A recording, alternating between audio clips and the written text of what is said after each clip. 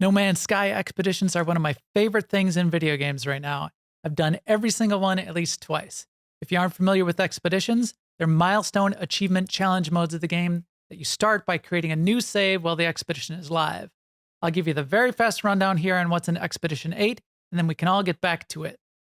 Just like the past 7 expeditions, we have 5 stages with 6 to 8 milestones per stage, and a bunch of rewards along the way, and at the end, including permanent account-wide rewards like the decorative base parts, a unique glowing jellyfish companion pet, a cosmetic cape customization, and this really new kind of cosmetic engine customization for your freighter. After you start your new expedition save, this time, different from the other expeditions, you begin the game on a freighter, which is pretty cool. The freighter will not only be your base of operations, but it's intended as your main warp transport for this expedition. You'll quickly want to hit escape, though, and take a look at the expedition milestones and the rewards for each step along the way. The way these rewards work is you're given pretty much everything you need through completing the objectives, and while you can go off and do other things like make a bunch of credits, getting nanites, or extra upgrades, you typically don't need to. Also, the starting system alone is designed to give you a lot of what you need, so make use of it.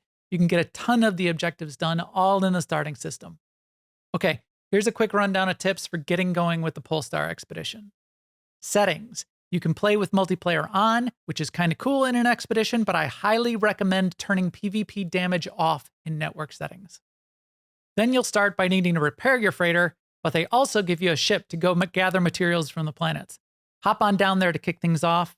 The planet with the ancient bones is a little toxic, but if you stumble across any of those bones, they can be a great source of early game units. While down there, scan everything and keep that multi-tool running constantly as you move around, and grab some carbon, oxygen, ferrite, and dihydrogen. Anything else can be useful, but carbon is needed ASAP to keep the mining beam running, oxygen is life, and dihydrogen keeps your ship running. Check the modules they give you to install by hitting E in your suit and in your multi-tool. Some of the parts are expensive, but you'll want to get things like the terrain manipulator running ASAP.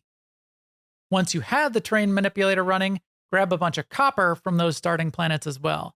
You'll need a ton of it to make chromatic metal. They give you a portable refiner that you're definitely going to need to make use of. Keeping an eye on the No Man's Sky wiki and watching what elements refine into which others or how to multiply your elements is a really good idea, since that'll save you a ton of scavenger hunting time trying to find what you need.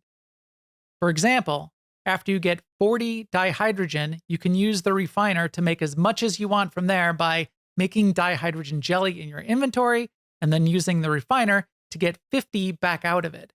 40 in, 50 out. Repeat that until you have a stack, and do it again when you get low. Also, don't forget to pick up your portable refiner. Do not leave it behind on a planet. I'm speaking from experience.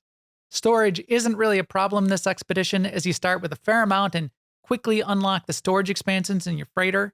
Don't bother to build them all at once, just make them as you need them. Units, the in-game currency, isn't all that necessary, but can be nice to have and save you time by allowing you to buy basic materials rather than hunt for them, or maybe buy an upgraded ship or multi-tool. The rare items you pick up from the planets are a fine start, like the ancient bones or storm crystals, but you get an advanced refiner for your freighter early on, and with that you can make tons of units with chlorine expansion. Look it up.